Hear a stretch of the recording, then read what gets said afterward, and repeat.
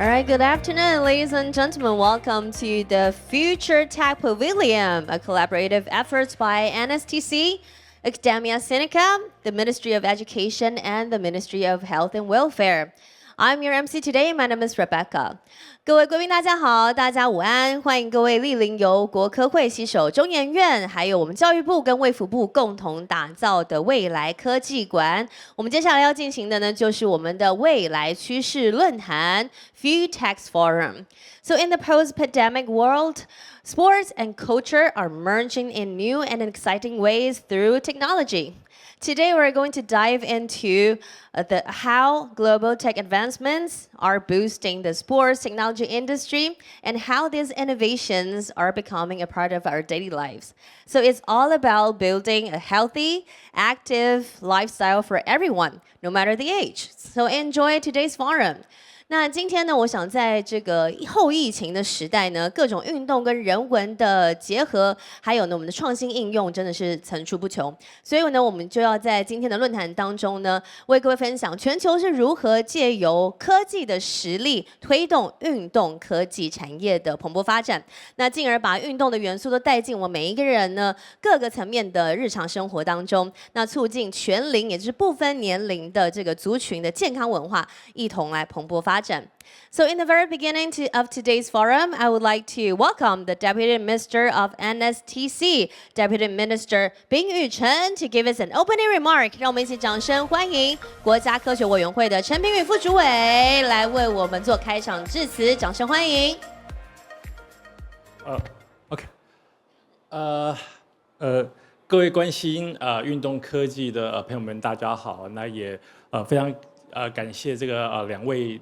待会儿的会给我们精彩 keynote 的 keynote speaker， 还有参加我们 panel discussion 的业界的这个先进跟学界的老师们哈，那还有各位参加的与会参加的现场的观众，还有这个线上的观众哈，那大家好。那很高兴出席这个未来科技馆的运动科技论坛哈。那大家都知道我们国科会的吴成文吴主委，他过去曾经是这个少棒的选手所以他在担任这个国科会主委之前，其实就非常的重视跟关注这个运动科技的这个发展那当然他上任之后也一直交代我们要大力的来帮忙来推动这个所谓的运动科技不管是学术的研究也好，或是产业的发展也好，都是我们国科会非常的重视的项目哈。那健康台湾也是我们政府重要的这个施政的愿景哈。那总统也是很期许说，只要大家健康的话，那我们的国力就自然会强大那以往的健康。谈到健康产业大概都会比较聚焦在医疗啦、照护啦这一块那但是随着大家对于这个运动的这个概念越来越具有这样的概念那当然非常可能也要感谢到处都有的健身房啦，或者是肯定要感谢这个我们这个棒球队的啦啦队们大家对于这个运动这件事情越来越关注。那所以大家也都看新闻知道行政院现在可以规划这个运动部的成立所以我想这个国内对于运动的这件事情应该是越来越的重视跟重要那所以那有的人也可能会觉得说，我们的运动科技的发展大概就是蛮针对特定的运动，然后针对希望让增强选手的夺牌的这个项目那但是在我们国科会的规划当中的接下来的重点，我们慢慢的会开始往全民运动的方向来去做推展那所以我们也很希望把运动的这个项目变成全民运动的一个部分对，所以让大家都能够动得起来那像今天正如今天的论坛主题当科技遇到运动的无限想象那我们很期待说大家在这儿不是只有想象而已我们希望能够可以让大家都能够动得起来所以我们从想象开始结合到实际上的落实希望能够把它真的在我们的生活当中给落实起来所以今天好像看大家坐在下头，好像稍微无趣一点我们这种运动科技的论坛，理论上应该每个人都站着，然后可以摆一个什么这个跑步机之类，边跑边听大家的讨论啊。那好，那总而言之，这个坐而言不如起而行哦。那希望大家在今天的论坛之后，可以获得很多的不同的想法，然后更重要的是从今天听完论坛之后就要动起来啊。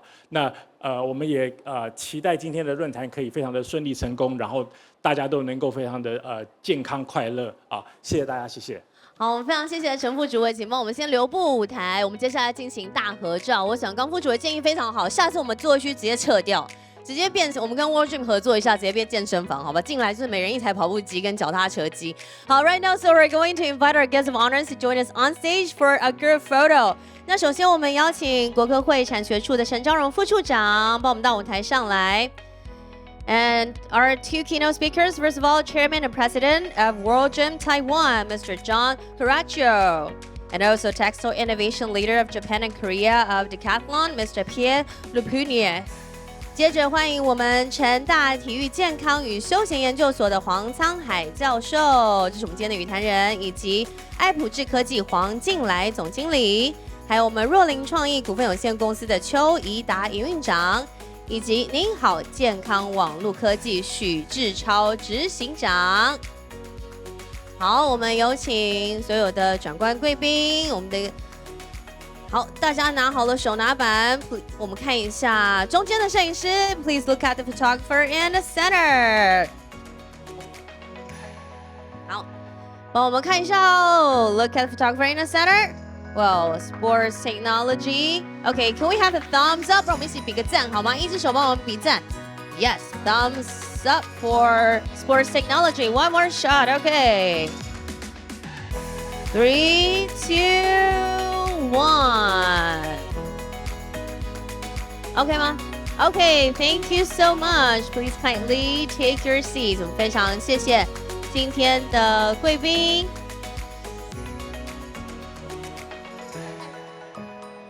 Thank you so much for the group photo in the very beginning of today's ViewTech Forum.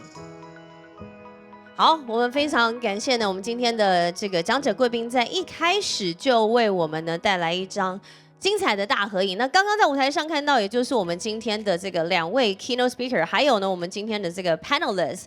那我想呢，在今天我们有主题，大家都知道的，就是当科技遇到运动的无限想象。So the theme of today's forum will be the unlimited imaginations when technology meets sports. 所以在今天呢，我们会有两场的 keynote speech。这个两场 keynote speech 是来自，我想我们今天台湾的听众呢，我们的所有来到我们这个 ViewTech Forum 应该都非常认识的两大品牌，一个就是 World Gym Taiwan。有听过的举手，还是我应该问没听过的举手？应该都有听过，对不对？那有参加会员的举手，有吗？应该有，我也有。好，对，所以呢，我们今天的两大品牌真的是跟运动息息相关。第一个就是 World Gym Taiwan， 第二个呢就是迪卡侬。有去迪卡侬买过东西的举手。啊，不错，大家都有去过。对，因为呢，这个我想台湾的健身品牌 World Gym Taiwan 呢，真的是可以算是龙头，对不对？然后呢，迪卡侬，我想说从大朋友到小朋友也应该都有去过。那我们这两大这个 keynote speaker 讲完之后呢，也会是非常厉害的 panel discussion。那么 panel discussion 就会是我们的产学结合。待会呢也跟各位介绍，我们包含了像是我们的这个 moderator， 待会论坛的主持人呢会是我们国家运动科学中心的执行长。那我们的 panelist也非常的精彩，刚刚也有为各位这个在舞台上，在拍照的时候应该都有认识，就是我们有成大的教授，还有爱普智科技的这个总经理，以及若林创意的营运长，还有我们您好健康网络的执行长，也会为各位带来呢非常多元的讨论。所以现在呢，我们就马上进行第一场的 keynote speech. So our first topic of the speech will be technology, sports, and humanities progressing together. So ladies and gentlemen, please welcome the chairman and president of World Gym Taiwan, Mr. John Caraccio. 让我们一起掌声欢迎我们第一位讲者 John, welcome.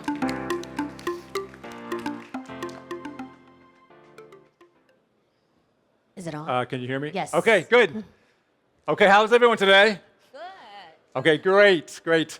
Well, first of all, I want to thank the NSTC for inviting me here. and it's great to see so many people at this convention.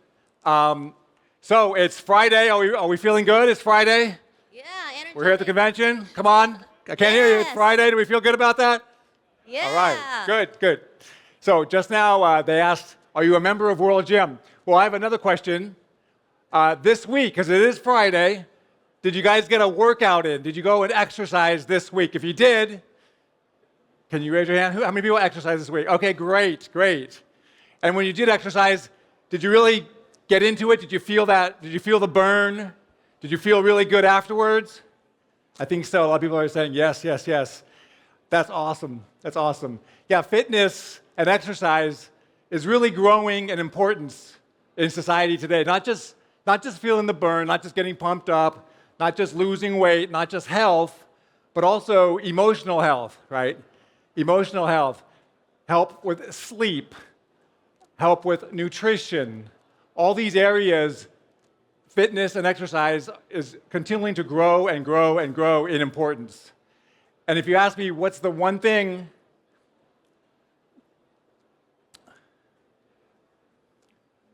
that is new and exciting in the area of fitness and exercise, I would have to say is technology. Technology is truly changing the face of fitness. When I started World Gym 24 years ago, we were considered not just a low-tech company, a low-tech industry, a no-tech industry, zero technology, dumbbells, right? Weights. I mean, how more simple can it be? Nowadays, it's completely different, and it's changing every year, every month. There are new technologies, new ways of tracking, motivating, improving your fitness. And so that's what I want to talk about today. And this is also a big business. We're here looking at all these companies that are developing technologies, and fitness is no exception. It's becoming a big business in fitness. So the first question is this the next trillion-dollar industry? Now, when we say trillion-dollar, are we talking about American dollars or Taiwan dollars? So if you think about fitness technology, how many people think trillion, oh, that's Taiwan dollars? Anybody? Taiwan dollars. How many think that's American dollars, trillion-dollar? Really? Okay. Well, we're kind of both right and both wrong, but we'll get into those numbers in just a second. But truly, technology is arguably the biggest force driving change in the physical activity economy. So they call it physical activity. So it's obviously a wide range from sports to fitness to wellness. All that encompasses the physical activity economy. And how big is it? Well, we can see all the areas it touches upon. It touches upon new business models. It touches upon new methods of participation, new ways of reaching customers, new ways of providing information to customers, and then, of course, new devices and new equipment. So when we look at the total value of this industry, last year we're talking about $83.25 billion US in the so-called digital fitness and well-being market. So 83.25 billion US dollars. So in Taiwan dollars, that's over $2.5 trillion in Taiwan dollars. So if you raise your hand for Taiwan dollars, yes, you are right today. Now, if you said US dollars, in the future, yeah, why not? The way fitness is becoming so important, maybe someday it can become a $1 trillion US dollar industry in the future. And then if we break down what composes this $83 billion, you have wearables. This is the majority currently. Over 50% is from wearables. And then the other. So the other is software and everything else. Now within the wearables, so that's $45 billion market in 2023, wearables. And of that, of course, the biggest player is Apple. So they consider the Apple Watch a wearable. Why? Because, of course, you can track your steps, you can track heart rate, you can do all kinds of things you can do with your Apple Watch that people are really using. Actually, it's a big selling point for the Apple Watch is its application to fitness. So 38 million Apple Watches were sold in 2023, and then Fitbit, they sold 6.6 million Fitbits. And if you include all the other gadgetry, all the other wearables, in World Gym, we have MyZone. We're the exclusive distributor for MyZone. So if you've been to a World Gym, you'll see the MyZone screens up, and you can track your heart rate while you work out, et cetera. So of course, there's a lot of different types of wearables in this business. So sport tech is the obvious trend when you look at it. Not just wearables, but also different forms of equipment and testing, equipment testing devices, and also equipment itself is now becoming high tech. And with the goal of what? We have a 3M goal, to get more people to work out, so to reach more people, bring them in to the fitness center or at the park or at home, to work out more often, and then to improve your workout. So those are the three M's. If we can reach the 3 M's, that is our goal, to increase on the 3 M's. So in one area, oops. Okay. Now, in terms of World Gym, so if I take it from the industry, now talking about our company, what various technologies are we using? Well, of course, we have our member app. We track your check-ins, and then we track your usage on the in-body, so we get your vitals in terms of your weight, your fat percentage, your muscle mass, and then, of course, your visceral fat. And with these numbers, we included in the app. So currently, we have 650,000 people who have downloaded our app, who use it to utilize World Gym. And so within their app, they can access how often are they working out, how many check-ins, how much time are they working out. They can access their MyZone numbers. So MyZone is a wearable device for heart rate. And then they're in-body. So in-body, you have all the various numbers we can track. We can set goals for your weight, for your level of your percentage fat level, your percentage muscle mass, and your visceral fat level. So currently, we did a statistical analysis. We've had in-body for 20 years at World Gym. So in the past 15 years, of all our members, how many actively use in-body to test all these various components, their body composition? 42.54% of our members over the last 15 years. So that totaled over 1 million members.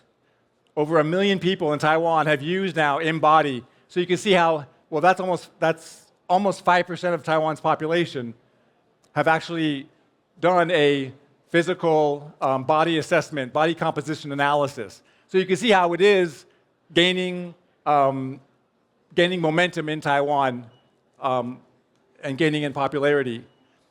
Another area is MyZone. Now, MyZone is more on the performance side. So with MyZone, you have your heart rate monitor, and it creates points.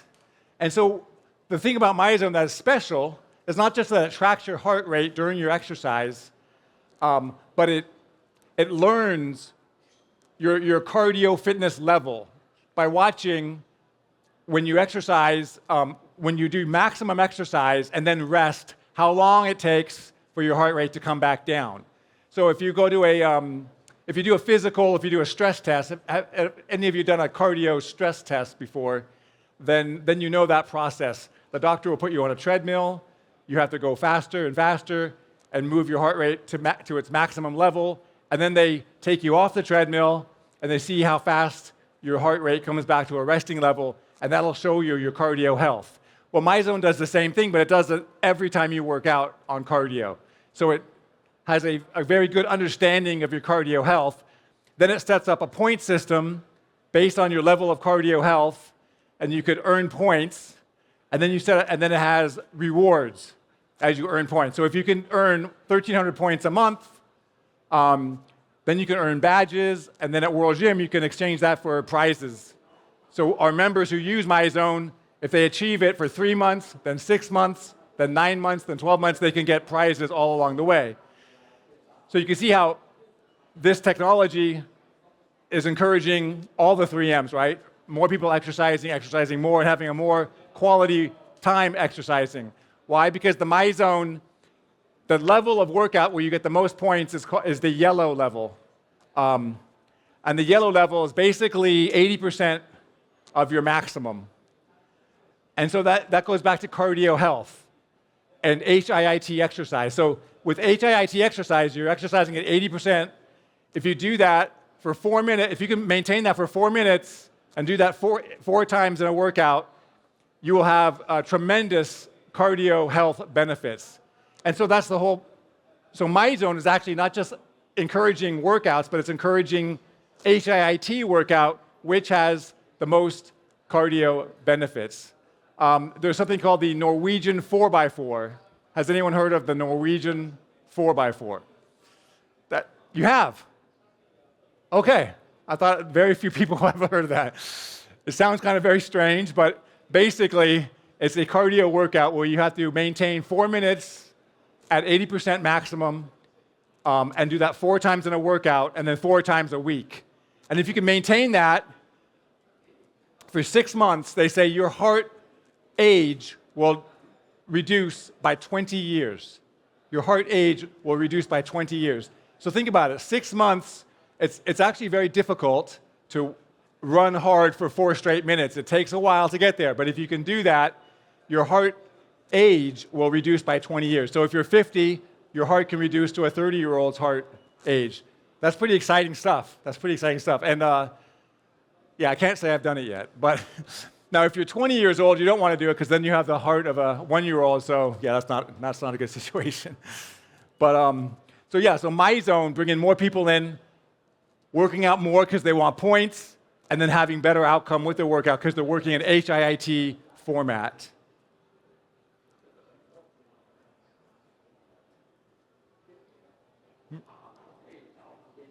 Okay. Sorry, we skipped one. Yeah, so go back to MyZone again. Tracking, gamification, points, the social economy. You can connect with friends, you can do challenges, and then the reward part. So again, so it has all that in one. Now, at World Gym, we also created something called FitZone by World Gym. FitZone is a pure HIIT fitness experience using MyZone technology, using the World Gym app and tracking, and then earning points, getting prizes, and creating a community at the FitZone location. So we have FitZone in Taipei, in Dongguan, we have it in Tianmu, and we also have it in Taichung. And it's a tremendous concept for cardio health and overall weight loss and other health benefits. Excuse me. So, in short, sport technology is referring to the essence of sports utilizing digital technologies such as IoT, data tech, cloud, AI, and 5G, combined with sports equipment and sensing devices to create new value for sports and enhance the sports experience.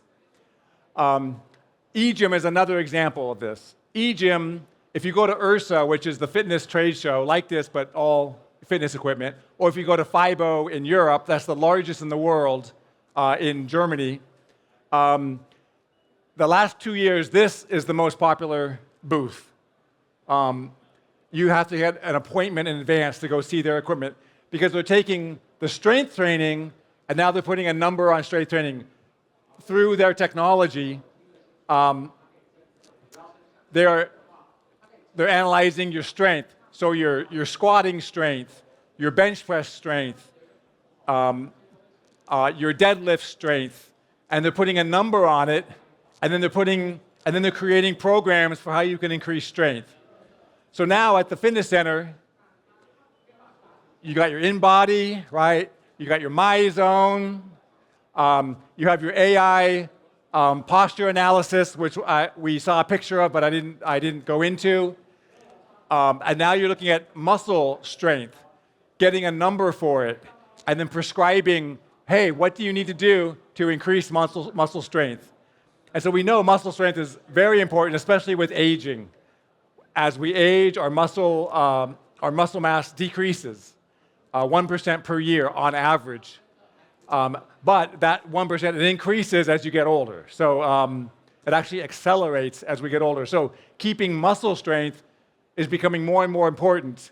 But how do we keep muscle strength?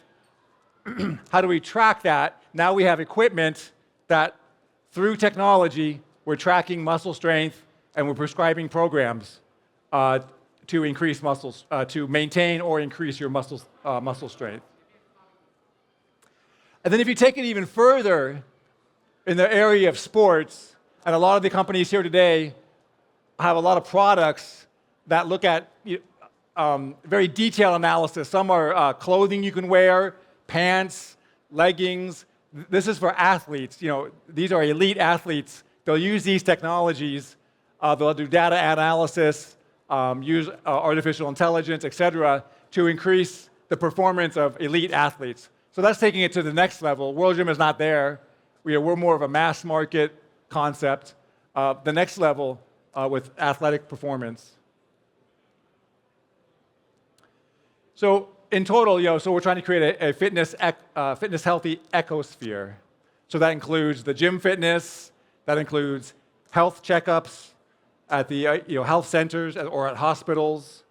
That includes fitness encouragement, so using corporate welfare committees to encourage fitness, events, nutrition guides, and sport devices. So all put together, we circle back to fitness and exercise becoming more and more important in our lives, because now you can see it's impacting everything, including nutrition, sleep, mental wellness, your social lifestyle, and of course, health and fitness.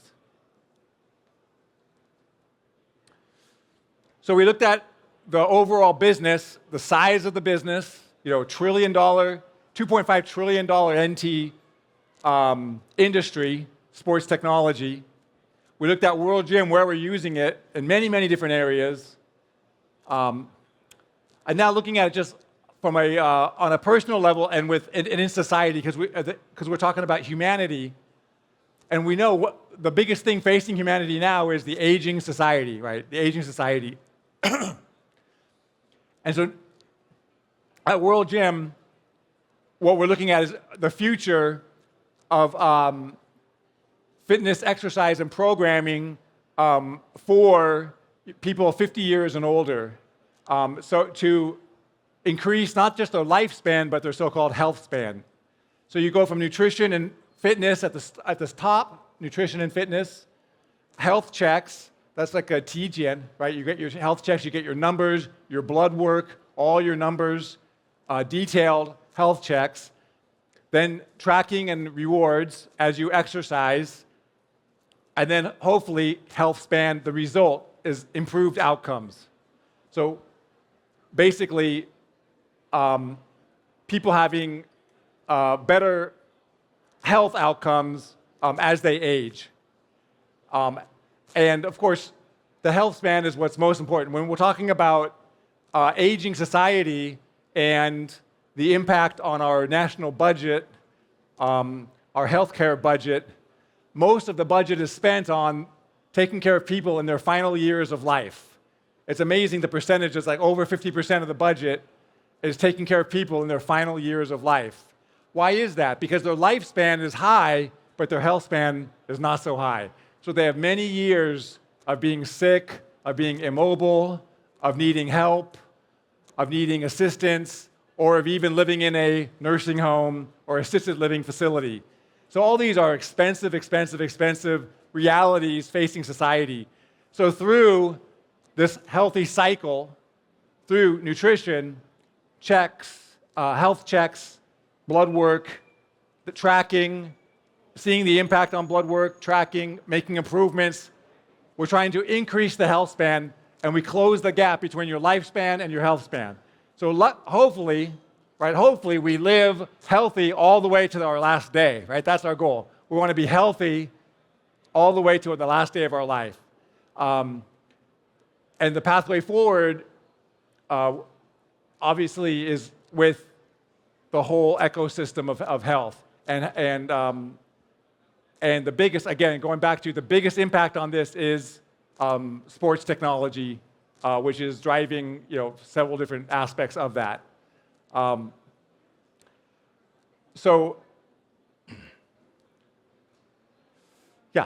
So in a word, World Gym, we continue to invest. We invest over $1 million US a year in technology.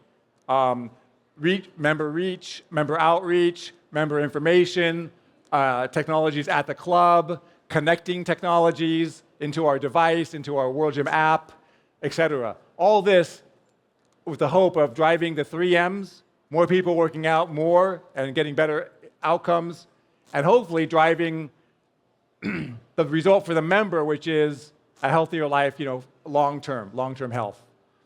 Anyhow, that's my talk for today. And again, thank you to the NSTC for inviting me today. And I hope everyone enjoys the convention, enjoys the next speakers. Thank you. Thank you so much, Mr. John Caraccio. Do we take any questions? Or you should, yeah, no, yes. 有没有任何问题想要问我们的 speaker 的？ Any questions? We're shy. All right then. So please give a big round of applause. Oh, there's one? Oh, sorry. I didn't see you.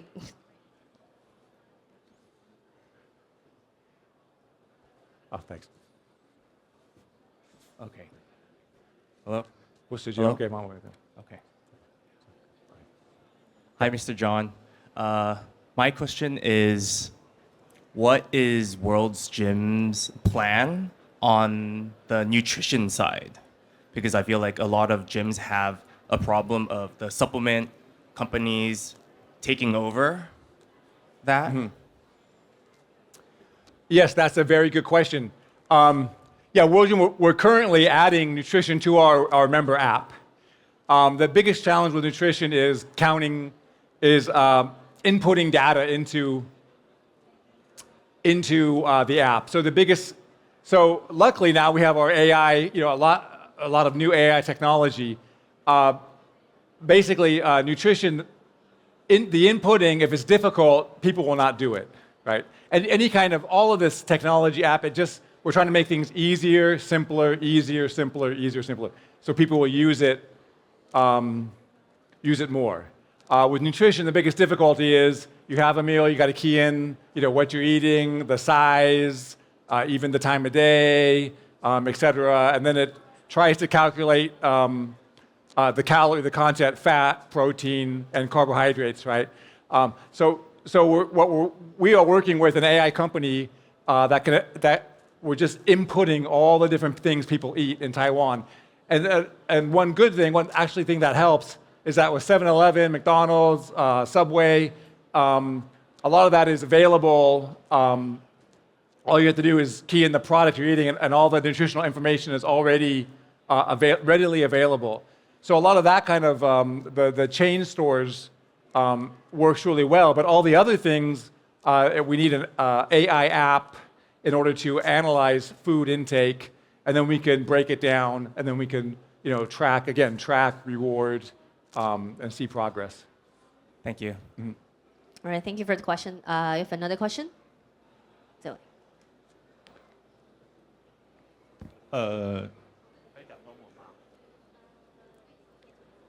可以帮我翻译吗？可以讲中文，可以讲中文。可以讲中文哦。好。您好。你好。我是台湾的运动器材工厂。我是来这边找您的。那我的客户是统一集团跟健身工厂，所以我希望能够在会后可以跟你们的采购做接触。没问题。OK， 谢谢你。OK， 谢谢。You do understand? I don't need to translate. Okay. Oh, nice, great. Yeah, 听得懂。 Okay, thank you. 谢谢. All right, I think that will be our last question. One more question. Yes, thank you. Hi, Mr. Caraccio. I'm wondering if World Gym have any future plan to expand the technology incorporate with your gym besides a wearable gadgets or application, like a physical AI technology equipment? Well, we do have one item. It's called a posture analysis. So we're looking at posture, looking at mobility and flexibility. And in the past, we had to use, we did it by hand. So the personal trainer would put you against a wall and then have you do various motions and all that. And he would try, it would take 45 minutes. And then now with our AI posture analysis, so this is a company, this is a Taiwanese company actually that developed this with us over several years, and we implemented it last year. And so now most of our locations have this AI posture analysis. And so this is one area where now it only takes 3 minutes. So the member can stand in front of the camera that's hooked up to the computer with AI technology, do about 4 different motions, and then we can produce an analysis. We can give numbers. We can separate, which body parts have good mobility, good balance, et cetera, and which areas need improvement. And then we could prescribe exercises. So, I mean, AI is entering our business. Of course, on the marketing side, even more so. Marketing side, looking at potential customers and their behavior online, their social media behavior, and then targeting them with information and advertising. That's on the marketing side. AI is already a part of our business. On the fitness side, it's more, we're just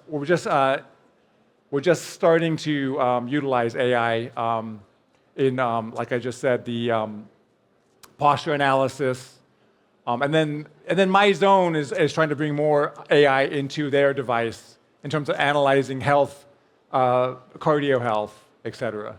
But I think we're just starting out with AI. It's really just starting out with our business because we're still. I mean, the one good thing is that I feel like AI is not a threat to our business because you have to exercise. No matter how much AI there is, you still have to exercise. There's no getting around it. So I do feel secure from the disruptive threat of AI. But in terms of its benefit or application, it's just getting started. It's pretty small still. Thank you. Thank you.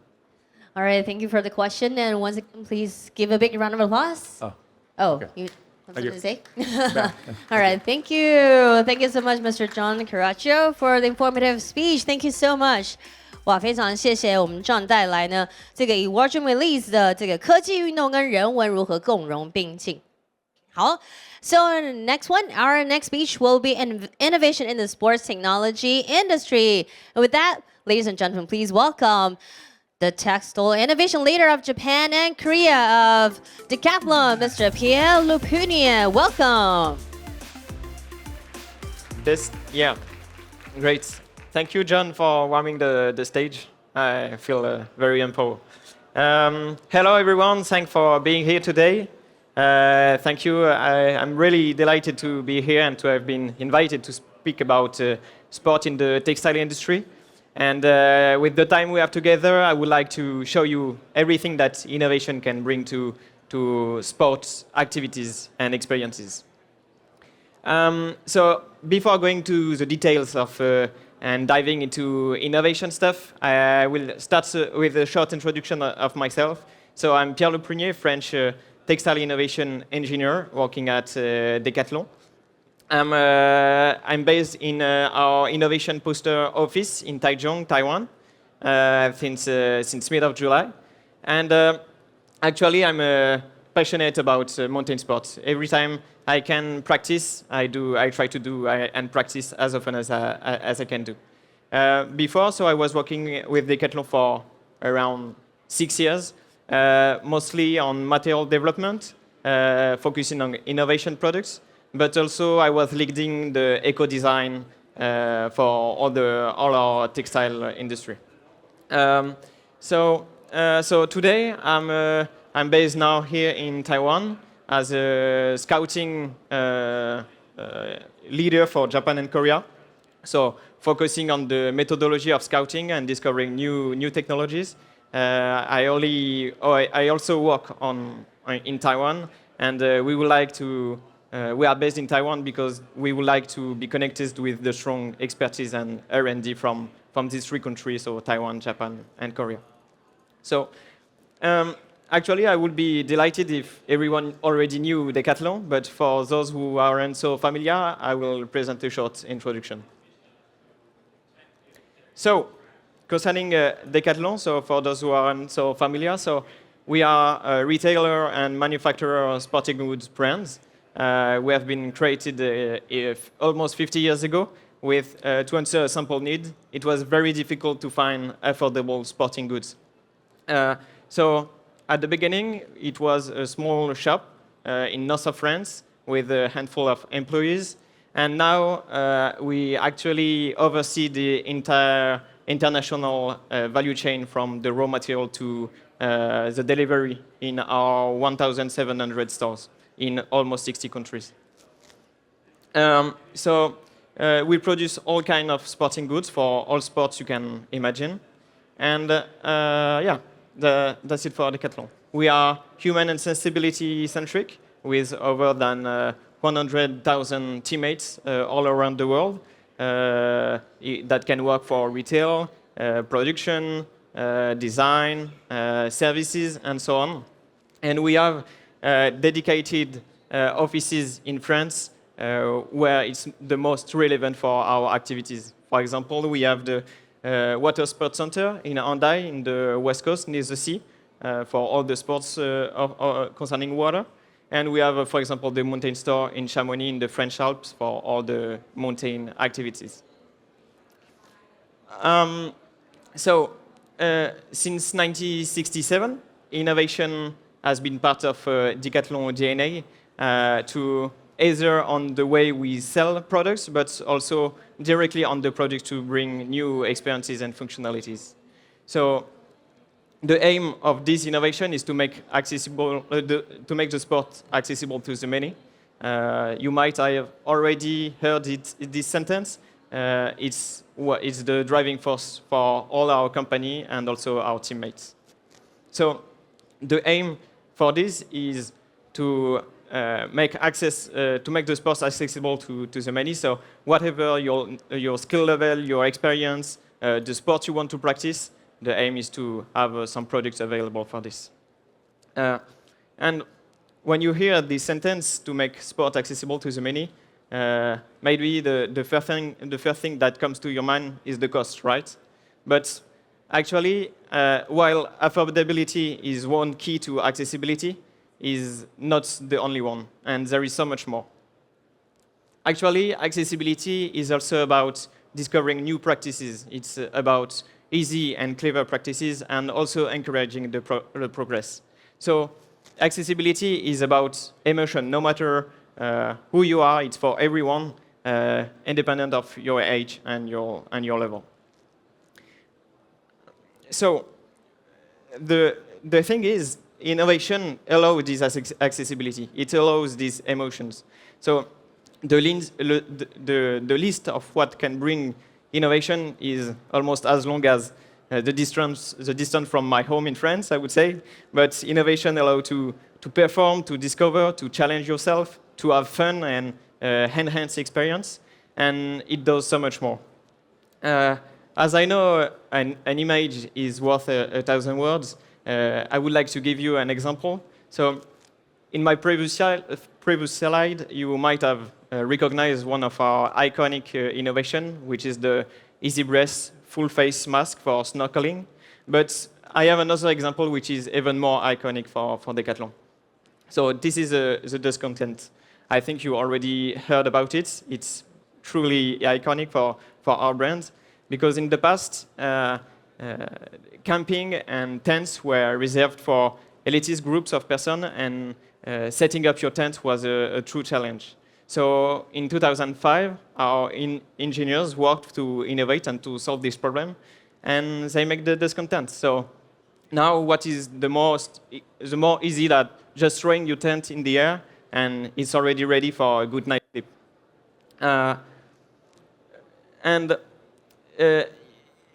Clever folks in here might think that maybe the next innovation will be to pack it in Tuscan instead of just setting it. But know what? It's already done. Our engineers made a solution for that also a few years later.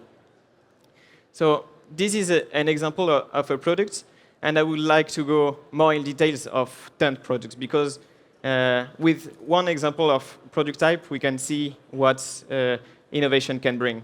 So actually, since many years, we have made different kind of innovation on tons products, but I've selected the most interesting one for you. For example, in 2016, we created the Fresh and Black technology. So this technology aims to protect you from the sun and the heat during summer. And personally, on my side, I cannot imagine going camping without this technology anymore.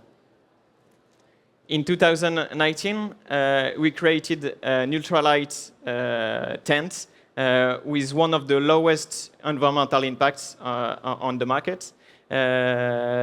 That will help for longer and faster trekkings, perfect for demanding activities where every gram counts.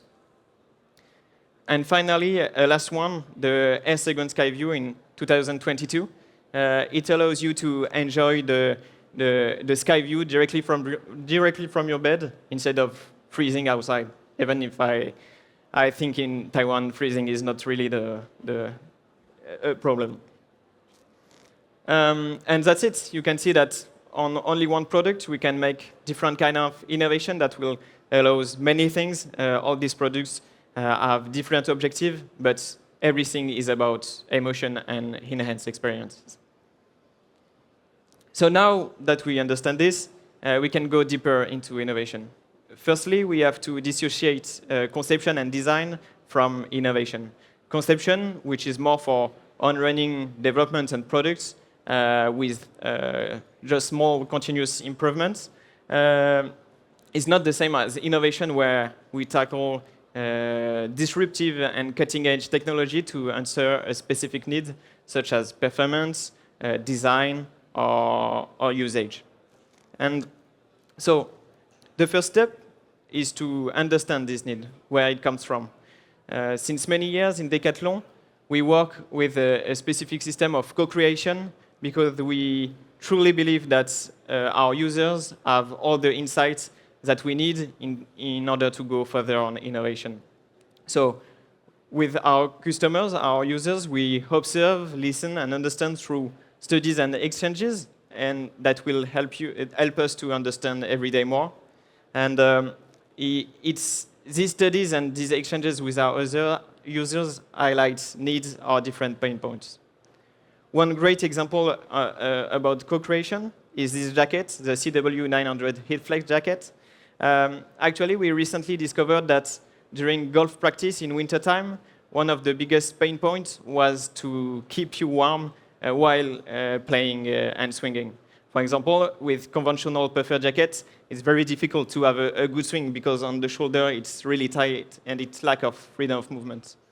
So this year, previous year actually, it went on store, this new jacket with a new patented design on the shoulders with our patent makers, to allow you to stay warm while having a good swing during golf practice. And so we saw that innovation comes from a need, usually from our users, but on the other hand, we also have strong priorities into our production and our industry. This innovation might be less known by our customers, while it's very important when we talk about innovation. And in Decathlon, we have three priorities. The first one is performance, second one is sustainability, and the third one is industry efficiency. All our teams in Decathlon work on these three programs, because this is the goals we want to achieve. If I go a little bit more in details, for each programs, concerning performance, we have our 4 internal brands that will lead the image and that will drive the change of innovation for our customers. So we have Van Rysel for road cycling, Keep Run for running, Simon for mountaineering, and Soloniac for hunting. And these 4 brands really drive innovation through high added value products for our most demanding users. Also, they work a lot with athlete teams. For example, maybe if you followed it, Van Riesel for road cycling, they had a specific athlete teams for the Tour de France this year. Let's move it to sustainability. So, concerning sustainability, what I propose you is to take the textile industry, as this is the field I know very well. In sustainability, we aim to reduce our footprint, the footprint of our company. And for this, we aim to work on the whole life cycle of our products. So to answer this, we have 4 priorities, and I will take textile as an example. The first one will be the raw material. Every year, we try to improve and change our offer to use more low-impact fibers and low-impact raw material. One good example is this new product that went on store this summer, which is the Ulex 100. Last year, we had a reveal innovation event, and they made a short video for it, so I propose you to watch it.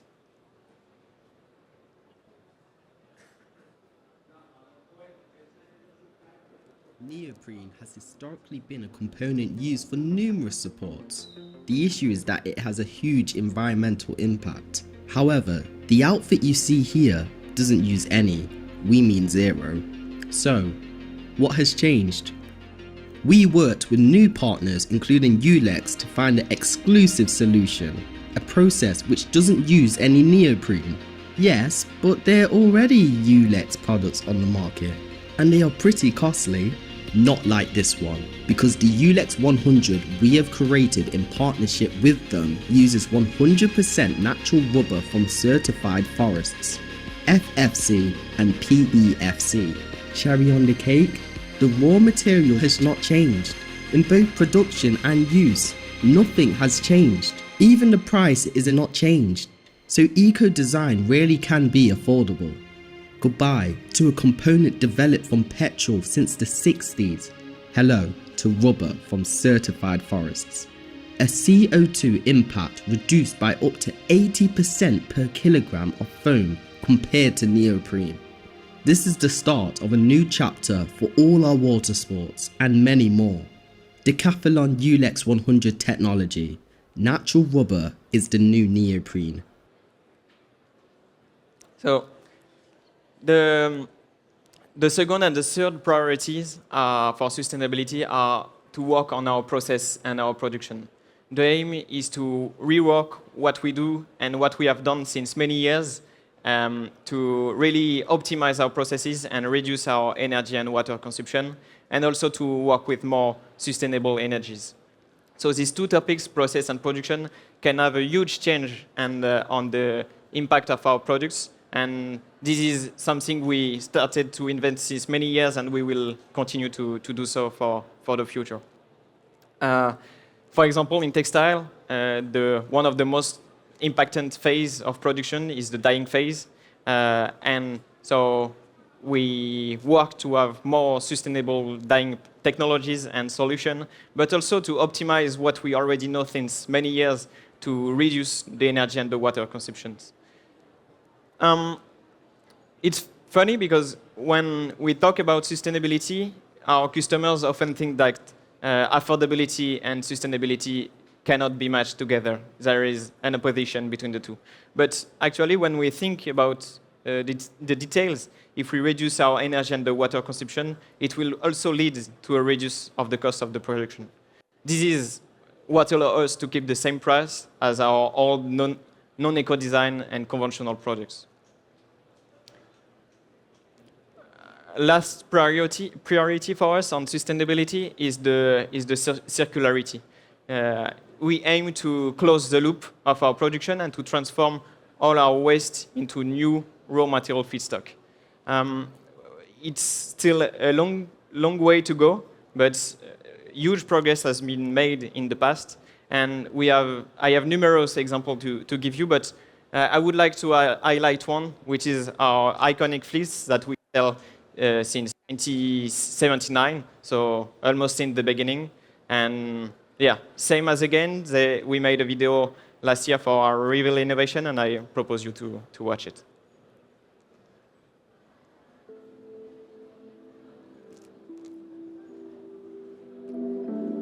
Hang on, we know that fleece. It's been on sale for years. Not quite. What makes it different? For starters, we've made it from recycled polyester extracted from textile waste. In short, we dissociate the various compounds, additives and treatments to collect what we are after, raw polyester. Cherry on the cake, it has exactly the same qualities and properties as brand new materials. Afterwards, to make it easier to reuse, this fleece integrates an unprecedented technology, a thread which unravels when heated. Fantastic for separating all the elements of this fleece, from zippers to buttons, and allows us to reuse the sought-after polyester. We use components already in circulation, have a lower impact on the ground, and above all, don't change a thing to the quality of our products. It's win-win for Decathlon and for our athletes. This fleece is back to the future. Decathlon Circular and Repet Technologies, closing the loop.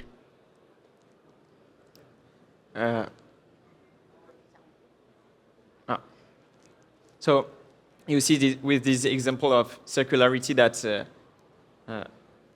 that we work on the wastes, but also on how the product will be recyclable in the future. As I mentioned, there's still a lot to go, and not everything is ready, but we aim to work on this and to invest on this point. And concerning innovation in production, our last program concerned the industry efficiency. The aim is to provide the more accessible products for our customers. And for this, we want to revolutionize the conventional way with either new processes, automatization, digitalization, leveraging new tools like AI, with the aim to have the best price, the best lead time, but also to be able to produce where we sell our products. This is one example of our factory in Chamonix, in the French Alps, to make some mountaineering equipment. Sorry. So when we find a solution and we want to, so we find a new innovative solution, we want to make it happen. So for this, there is a long path to go from the creation and the conception phase through the feasibility checking and the industrial prototypes, and of course many tests either in laboratories or with our users to be sure that it will be ready for production and that it answers its promise. And so for this need, either for scouting new technologies and discovering what new technologies are on the market, or either to make it happen through the workflow I just showed you, we created a few years ago the Innovation Booster in Taiwan, where we have a certain number of our teammates working on innovation on our three main industry: bike, footwear, and textile. And we chose Taiwan because it's like akin Silicon Valley for these three industries for us. There is a strong network of R&D center and new cutting-edge and breakthrough technologies every year that we want to be connected with to push the boundaries further. So Taiwan represents a huge potential for us, and we would like to be connected to this. So as a conclusion, you saw that with all the innovation, we really can push through the boundaries of many topics. For us, innovation is not a buzzing word. I mean that it really drives our company through the teammates and every teams we have, through the collaboration with athletes, but also on the different kind of solution we can bring into our production.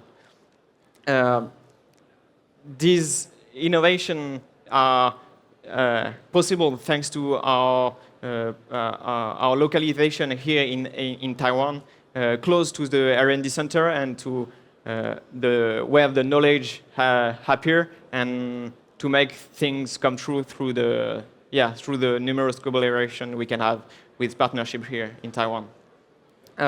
So yeah, innovation is, we truly believe in the power of innovation.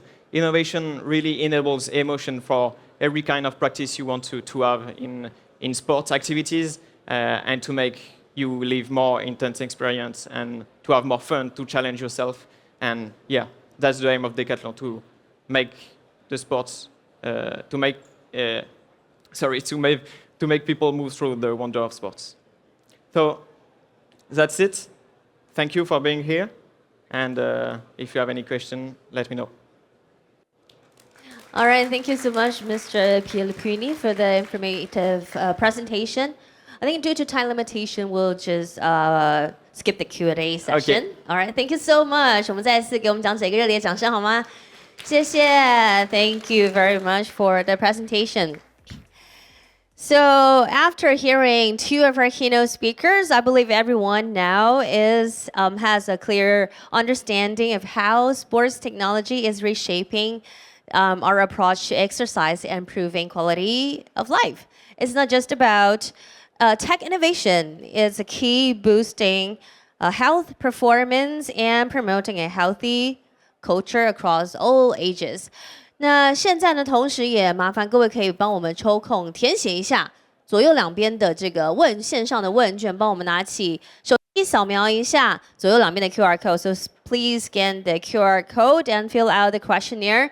And later on, you may exchange for small gifts. 那我们在稍后呢，在今天的活动结束之后，只要出示我们的这个填写完成的画面，就可以兑换我们 Futex 为各位精心准备的小礼物。所以趁我们进入到 panel 的空档呢，也有请大家帮我们花一点时间填写一下线上的问卷。那在稍后会后呢，我们在出口处出示一下，记得要留下这个完成的页面，就可以得到我们今天 Futex 为各位准备的小礼物。那接下来呢，我们马上要进行的就是今天的 panel discussion. And so right now we'll proceed to the panel discussion today. 我们今天的主题呢，会是建构台湾的运动科技创新的生态圈。那我们一样请到了非常重磅的这个 moderator 跟 panelists 来为我们进行分享。所以呢，我们现在就马上欢迎今天的产官学代表来跟我们分享他们的宝贵经验。首先欢迎我们的 moderator 国家运动科学中心的黄启煌执行长。Please welcome Mr. Qi Huang, the CEO of Taiwan Institute of Sports Science. Welcome. 以及我们的 panelists 语坛嘉宾，成大体育健康与休闲研究所黄沧海教授 ，Professor 沧海黄 ，from the Institute of Physical Education, Health and Leisure Studies at NCKU， 还有我们爱普智科技黄进来总经理 Mr. Eric Wang, the General Manager of IPS Technology， 以及若林创意股份有限公司的邱怡达营运长也在舞台上，是 CEO of Walkie。还有我们这个您好健康网络科技的许志超执行长 CEO of High Health Technology。好，那接下来呢，我们就要把时间交给今天的主持人黄执行长。谢谢主持人。然后在座各位的女士们、先生们，大家午安啊！首先非常感谢，也很荣幸让我有机会来担任这一个 panel discussion 的一个座长。那在我们开始邀请我们的来宾分享他们的经验之前，我可不可以抱歉做一点点小小的私事啊？我想做一个调查，在今天以前，你们知道有国家运动科学中心的，请举手。好，谢谢一半，我们要继续努力啊，因为很多人不知道我们的存在。好，去年的大约这个时候，我接了这一份工作，然后我原本是一个运动医学领域的人。科技对我来说有点点远，可是自从我进来以后，那个时候我们的董事长跟我说了一句话，他说：“你一定要想尽办法让科技融入运动科学。”他就讲了这样的一句话，从此打开了我个人对科技的一种无限的想象。那事实上，在整个科技应用到运动科学、应用到运动的过程当中，其实有非常多的 applications。那我们今天就请不同的专家，从不同的角度来谈一谈，大家在科技上面、在运动上面，当这两个领域撞在一起的时候，到底会有什么样的火花？所以，首先我想要请问一下每一位就你们个人的自身的经验跟专业的背景，来谈一谈你们对台湾运动科技发展的见解跟你们的思考，好不好？我们是不是从顺序从我左手边开始，从学校这边开始？我们请黄昌海教授先开始好吗？对，因为我今天好像执行长这边有3个问题嘛，哈，那我自己有点斗胆，就是说看能不能容许我用几张 PPT 的方式，然后我一次把3个问题我把它答完。那接下来我就不占用3位这个的时间。那我是不是可以容许我有一个 PPT， 对的那个遥控器？这个就是当老师的习惯，他喜欢用这个 presentation 的方式来跟大家讲解他的思想，可以吗？你先装好了吗？对，因为我不晓得你有这样子的安排，很抱歉。是我一开始我也没有跟大会讲好，所以我刚刚有提供了一个大概5分钟的 PPT。如果没关系，我们后台先准备一下好不好？好，我们是不是先麻烦你们先准备一下？我是不是请黄总经理先跟我们分享一下，从你的 perspective 来看看这样的事情？那个大家下午这午安哈。那个黄老师的 PowerPoint 还没放线，我先介绍一下。我是黄进来，那我应该用另外一个身份，大家会比较了解。我是这个巨大集团的研究中心的负责人，也就是大家所熟知的这个捷安特了哈。那我想大家都知道，捷安特是台湾的大概是极少数的自有品牌，也就是一直绕在前6大的品牌之一，然后，那因为这个 panel 是谈的是这个运动科技，其实是巨大跟很多公司都是一样，我们从代工做起，帮人家设计做起那么那是一个很漫长而痛苦的路。巨大其实在美国整整赔了大概是14年，然后在日本赔了大概是8年那把这个巨大所撑下去，其实就是巨大在这个欧洲导入的这个结合美国跟欧洲形式的这种自行车的设计，有些其实就是运动型的这个登山车而起的哈。但是不管怎么样子，我们这么多年的努力，在过去卖了很多，销售额上来，但是一直都是在全球是大概是 Tier 2的这种品牌，很难上到这个 Tier 1。那我想这个也是台湾所有产业的一个困境。那原因在哪里呢？就是说，那我们可以把产品做得很好，就是说工程能力啦、制造能力等等。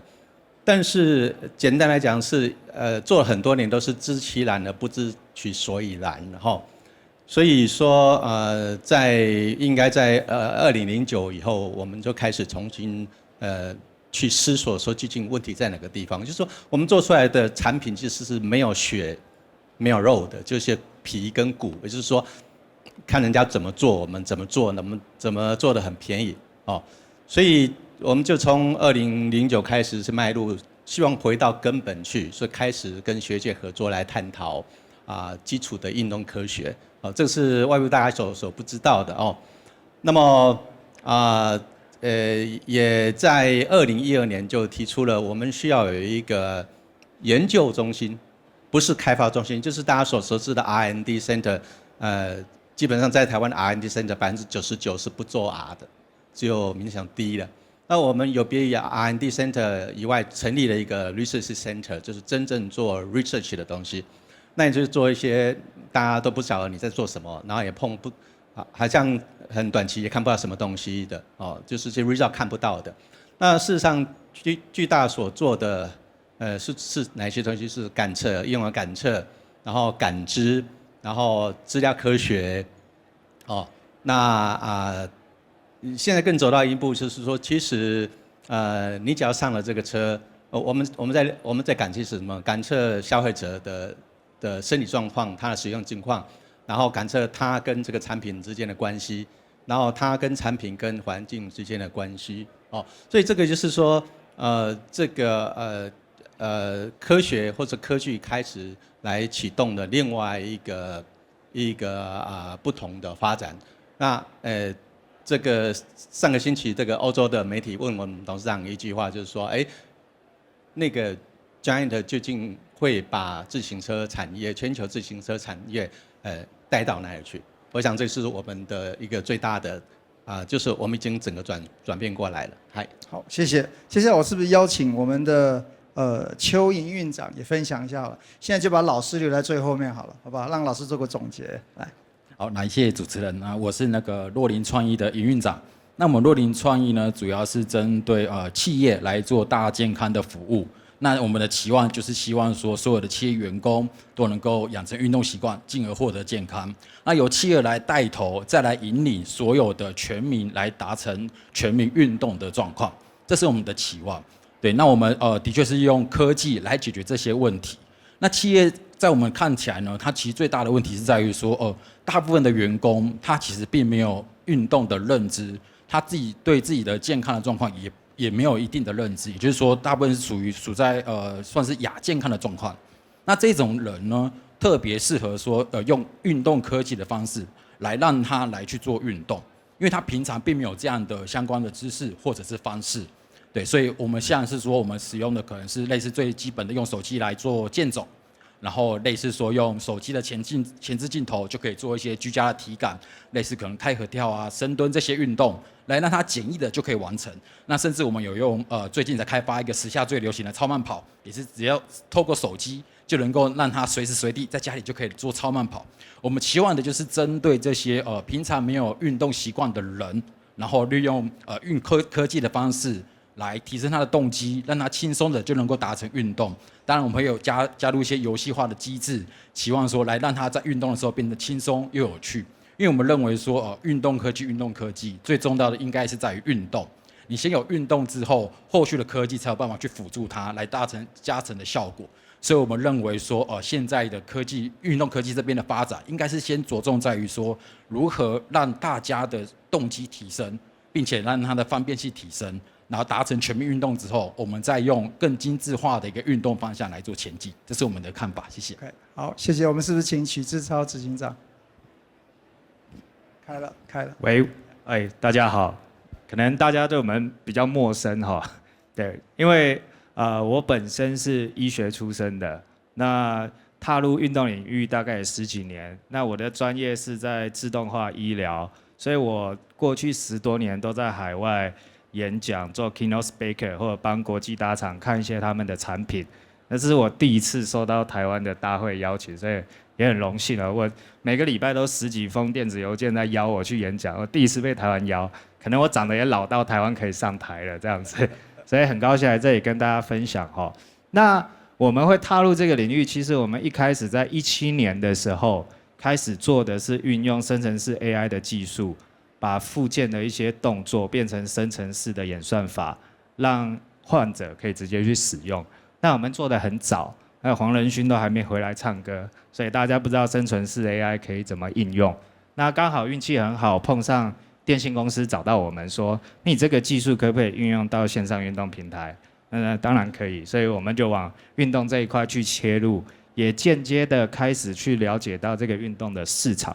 所以我们做的是普罗大众的提高他的运动的这个认知，然后去提升。那以台湾的市场来说，现在应该说不要讲台湾，讲全球市场，在线上运动科技这一块都是走下坡，没有一个幸存的哈。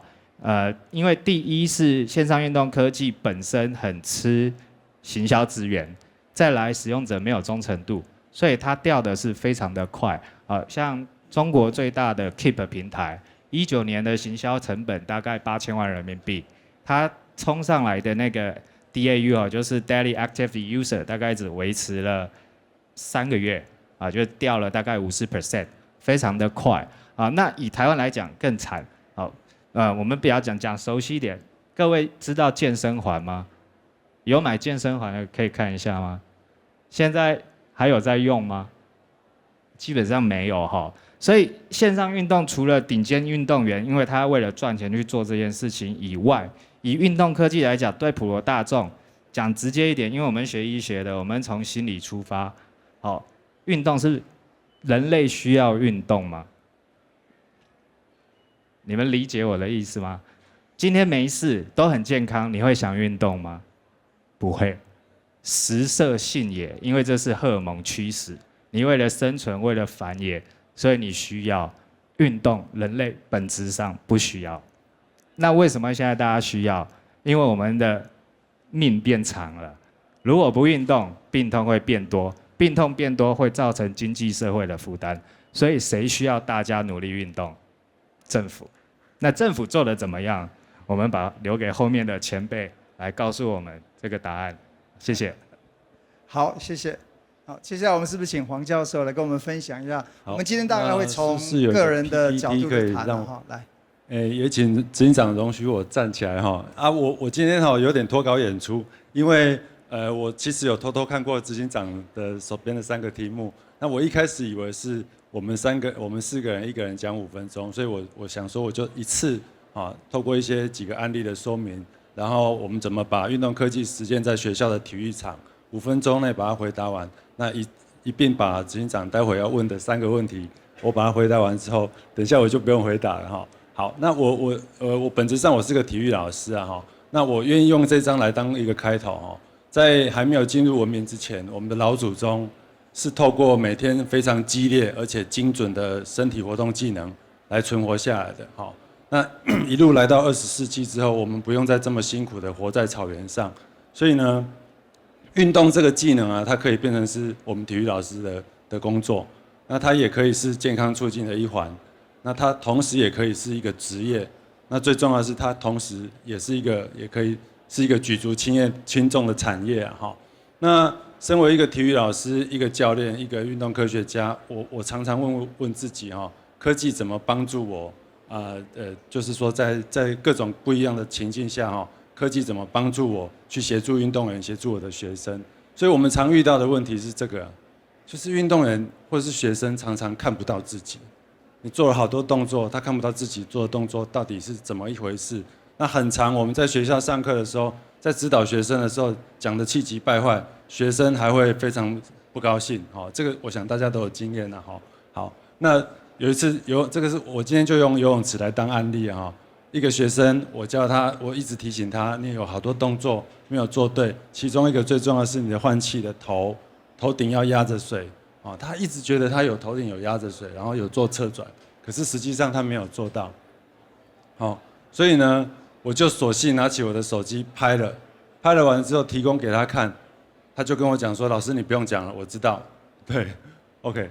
所以呢，我心里就在想说，可不可以在游泳池畔有一个摄影设备，能够让我很舒服的，就让学生自己看，因为大部分的学生其实知道。就是什么样是一个好的运动技能？那所以呢，我们就在国科会精准运动计划办公室的协助下，有一笔很大的挹注，来让我们实践这个 idea 哈。那在游泳池畔，我们架了8台摄影机，水上水下，我们透过学校老师的这个拼接缝合技术，把一整个游泳池的画面缝起来。好，那选手或学员在游泳的过程里面，他可以随时看到自己的画面。甚至我们还做了一个自动 delay play 的这个功能，所以他游泳一游完靠岸，他可以看到30秒钟之前他的这个游泳的状态，那一次一次的做修正。好，那非常感谢国科会哈。那我们后来也把这个服务啊用在今年的潜力优秀的运动员身上。那选手们呢，看着自己在水中潜泳的距离，好，然后我们甚至还帮他做了一些分段计时的功能哈。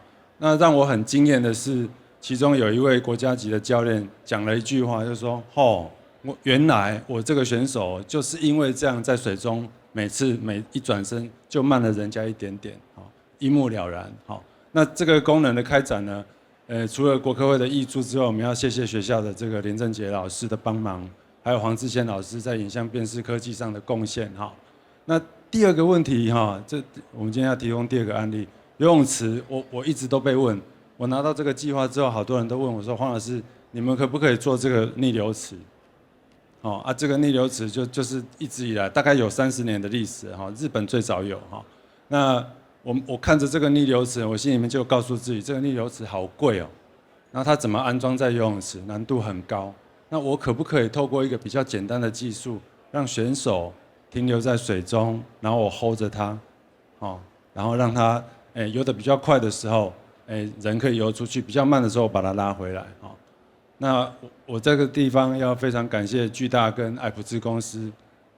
当时我一提出这个 idea 的时候，坐在我旁边的这个黄总经理就跟我讲说：“黄老师，这个我请工程师帮你做。”对，所以大概花了3-4个月的时间，我们把这个非常友善的这个缆线式的这个功率计把它做出来。那它优于那个逆流尺的好处是，它的这个架设相对方便很多，造价低很多，最重要是它可以量化。所以有了这个功能之后呢，我们认为啊，在游泳池畔会多了一个可以量化的训练工具。那很感谢黄总经理在很短的时间内把它做完之后，就又斥资巨大一大笔经费带着这台机器到今年5月到法国去参展那对，所以目前为止，我们还在做一些机构上的这个跟规格上的细微调教。那我们期待呢，这样子的这个机台能够在明年正式进入国内的几个专业的游泳训练站，来协助我们的游泳选手。未来如果它可以再更轻量、更友善的使用的话，可以让这台机器普及到所有游泳池。好，那以上呢，我说明的这2个案例呢，就要跟大家分享就是重点是要发现痛点。然后重点是要有运动科学的专业跟工程专业，还有产业领域3方通力的合作。那我们会有机会开展出各种各样的服务。那同一时间呢，也能够让这些我们的运动场变得更友善，变得更多彩多姿。以上希望我能够这个说明可以一并把黄执行长现在问我的3个问题一并回答。谢谢。好，谢谢。其实。虽然是有个题目了，不过我还是觉得应该按照现场的发展来做我们的讨论刚刚大家谈了一下从过去的一些自己的经验来看看运动与科技这件事情。可是更重要的，我想在座的来宾们也最想知道的是，从各位专业的看法里面，你们认为现在台湾运动市场的状况，它未来接下来该怎么走？应该着重在哪一些方向？因为我想大家最关心的，除了了解过去之外，应该是说过来要诺，从学界的，刚刚黄昌海教授已经讲了一些看法了，再从业界的，有制造的，有研究的，有管理类的，有医学出发的，从你们的角度，你们认为我们的运动与科技这件事情，未来要怎么走，会更适合我们台湾的发展？特别是以台湾现在的市场的状况，总经理是拜托你先好啊，谢谢。谢谢。因为我比较特殊，是跨学跟产的所以就这个我想就几个层面来说，第一个是就环境面，当然除了这种所谓地缘政治以外那大家可能没有感受到全球的这种户外的运动。的参与率其实是急速降下来，原因是因为这个天气的关系，然后那因为气候太恶劣，所以按这几年大概比较过去，大概户外的 activity 减少大概30几个%了，30几个%。那所以说，这个很多的这个活动会被转移到室内，所以室内的有一个很新的方向，就是说。如何在室内去体现、去拟真室外的活动，这会是在就环境面的一个冲击因素。那这个时候就是产业它所需要的，尤其是当把户外运动移到室内来体现的时候，它需要很多这个基础科学、运动科学的 support， 还有这些相关感测技术、拟真的一些技术。然后这是比较从环境面。那从市场面，因为这个题目是讲的是台湾市场，但是如果从这个 business 观点来讲，台湾的 scale 是相当小的啦那所以我们应该比较要着眼的，恐怕是要这个全球市场的发展但是因为台湾有 ICT 相关的长处，然后我们也有很扎实的学术研究。那事实上台湾尽管说 scale 小，但是它可以被我们拿来整个验证这些技术开发的一些成果，很快来累积。尤其现在是受到 AI 去所需要的训练，在台湾是很密集的地方，可以很快加速这些训练。我想这个是从这一块的一个发展。那如果做技术跟应用面因为这个所谓的人工智慧啦，或资料科学等等技术啊，它透过感测或感知，已经可以很精确去掌握这个使用者的情况，然后环境的情况，然后使用者跟这个载体或载具之间的关系的情况，然后那所以说应用这个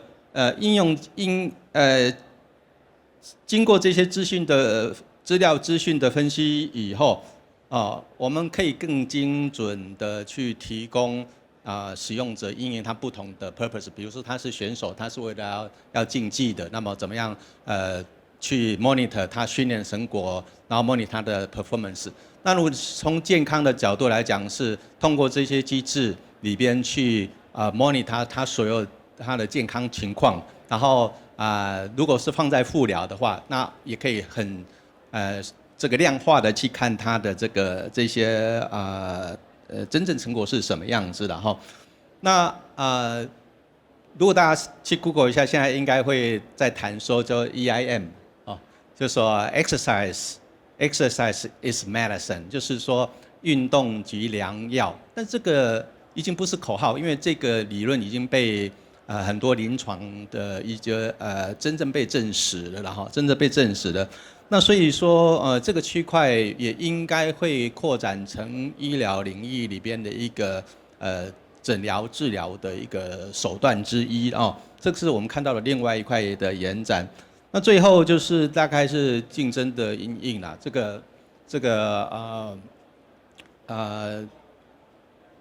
未来的因应一定是透过这个整合或是融合的一个运作，才能具有一个竞争力。那台湾再不是说过去说我就是物美价廉，卖了便宜，那这个一下子大概就没有竞争力了。那用比较实例来讲，就是说我们去开发一个 device， 包含它周遭感测等等，已经把不同科学给放进来了。那么所以一点都不担心说我的控制比如说对岸拿去 copy 的，他 copy 出来都弄不清楚为什么他们会这样做，因为我们已经开始把比如说社会科学的、心理学的，然后训练学的、运动学的、运动发展学的，或者复健医疗等这些元素给 fusion 进来的。那这个是就我们目前实务经验里边认为说可以有的一个因应竞争的一个 solution。我大概就这几个构面来跟大家分享。好，谢谢黄总经理。我们接下来是不是请邱莹院长？谢谢。好，来，谢谢黄执行长哈。那对于这一个议题呢，我一样是以我们自己本身对于企业健康促进这一块，那我们遇到的痛点来做一个解析。那我们主要会遇到的，当然就是我认为重要的就是要普及化，因为企业里面的员工通常会运动的人，他可能自动就会去参加，可能是社团，然后去买一些可能穿戴装置，报一些可能窝菌之类的一个健身的课程了。这些人其实我们并不用去担心他的健康的状况。那我们要担心的当然就是本身没有运动意识的人，所以我们要怎么让他提供他的动机诱因，让他来真的去运动。所以我们用的可能未必是一个很深奥的科技，那我们想要的就是利用科技的方式来让它有一个感觉上有趣。那我举个例子，像我们在8月初高龄展的时候，那我们就将我们超慢跑来推广。那我们就是用一个在现场即时互动的方式，让大家有一点大家来互相竞争的一个趣味的竞赛的方式，就有很多人愿意来参加。那参加尝试了之后呢，他可能慢慢的知道这些运动的好处，再透过我们的系统来渐渐让他养成运动习惯，这是我们希望达成的。那这是普及化的部分。那还有另外一个点，可能就是在个人化，因为企业来使用的情况下。通常员工例如说我给你每天请你走3000步，大家可能都可以执行，但它的成效可能没有到那么好。可是如果我们把它定成每天要10000步，或许执行的人就变很少，虽然它成效很好。对，所以如何让这一个目标健康促进的这个运动的目标，能够做一个个人化的方式来做普及，那我想这是一个很重要的发展面向。那当然在刚刚提到高龄长这边，我顺便补充一个，我觉得还有一个面向可能就是在于高龄者这边，因为科技对他们来说，或许有一些入门的门槛会比一般人来得高。那怎么降低这个门槛？那每个人都可以使用，而不会在或许不管是他需要穿戴一些装置，或者是下载一些 APP 的时候，他就遇到困难，来变成说他不愿意去运动。那我觉得怎么去降低这个门槛，会是我们未来可以朝的方向。谢谢。好，谢谢。接下来是不是请许志超总经理？这个问题，我想我们从2个角度来看啊，一个是消费型市场，另外一个就是群众参与度。那以消费型市场来说呢，大多数的运动消费者是冲动型消费，也就是他被广告行销打到，然后去买了这个产品。那它的持续使用度并不高，除非它有同侪参与度在里面，比如说骑脚踏车的约一群人一直骑，它有同侪参与度在里面。所以像海外一些平台很成功，像 Strava 啊，它就是把脚踏车的这些骑脚踏车的人，不管你在世界各地连接起来，让它有一个 community 有参与度，那它的消费就会不断的提升。但这是一个很 niche 的市场啊。那以现在的健身房市场来说，很多人付了会费，其实也没有再去，基本上它就是冲动型消费。那这一件事情是我们不乐见的，因为如果每一次都是冲动型消费的话，表示它往后没有一个维持型。那就会讨论到我们接下来提的参与度。那以参与度来讲，运动员就不用讲了哈。所以运动员你给他负回馈，他都很开心。我希望你告诉我哪里不好，我可以改变。但是以一般使用者来说，他要的是正向回馈。这是我们从平台数据里面去看到的一个现象。首先，你这个人，你去健身房，你最想要得到什么？每天看到自己身材越变越好，对不对？那你每天运动，你最想要得到什么？你想要有同侪跟你一起互相鼓励。那你每天去打篮球，你希望你越打越好，以后3对3斗牛的时候你都会赢。他们需要很多的正向回馈。那在科技上面对正向回馈有什么帮助呢？因为现在的科技的辨识元件相对的成本已经非常的低，我们可以去切入各个现有的运动内容里面，让它产生一些辨识，然后把这些辨识做成 community， 去提高正向回馈。那要高到多少？不知道。我们可以看到正向回馈给最满最足的就是过去的区块链项目。为什么？你走路走一走，赚一些 token， 1个月后可能涨了100倍，这正向回馈非常满足啊，所以我愿意一直走啊。但现在在跌了，没人要走了嘛，所以这件事情非常的现实。那政府在这一块要着力的话，究竟要投入多少？这个是必须要好好去量化。但因为台湾不大，所以可以当试金点。那如果走成一个模式往外推，是非常的有机会啊。这个是我个人的见解。好，谢谢。建立一个模式，能够把这样的模式推广到世界上的市场，其实应该是我们要去思考的。因为的确，我们台湾本身的 scale 的确是稍微小了一点点哈。那在今天开始之前，主办单位有跑来跟我说，要我一定要在2点40分以前完成这一个 panel discussion， 还有一点点时间。我想要邀请在座的来宾们，趁这个机会，如果你们现在有任何的问题，不要客气，我们现在提供一点机会让大家提问，那请我们在座的来宾做回答好吗？那边有一位。非常感谢陈大教授，请问一下，因为最近那个奥运结束了，我们常常看到的是中国的运动那个跳水选手。那听到您刚刚提到，因为巨大的黄总的这个大力支持，那我们现在台湾也开始有这个亮丽的展现。您刚刚提到这个教练，他都说哇好棒这样子。那我想请教一下，我们什么时候可以拿到奥运的那个跳水冠军，能够超越中国？这个应该有涉及到我们的这个跳水文化哈。那台湾其实早先在中国大陆的奥运选手哈，他们的跳水选手有一大部分是从体操不适合体操，然后转而练跳水的。那所以我个人认为哈，我可以从这个方向回答，就是其实我们台湾的这个体操的这个底层的基础其实本来就不太够了哈，所以我们还要再长出不适合练体操去练跳水的选手哦，我还要一段努力的时间。不过我个人是乐观看待，因为自从李智凯、自从唐家宏得了奖牌之后哈，现在包括我今年暑假，我也带着我自己的儿子去参加高雄的这个体操俱乐部就是前进国小，我帮他们打个广告，对，非常非常有帮忙那体操不只是体操，它其实是许多运动的基础我觉得如果说这个运动项目可以推展起来的话，未来我们不要看奖牌，我们看的是全民的这个竞技运动的这个基础，我们先把它做大。那未来我相信更多的奖牌是可以期待的。谢谢。OK， 谢谢。这个问题不容易回答了。来，我们这边有一位女士，黑衣服的这一位。分别放在这边。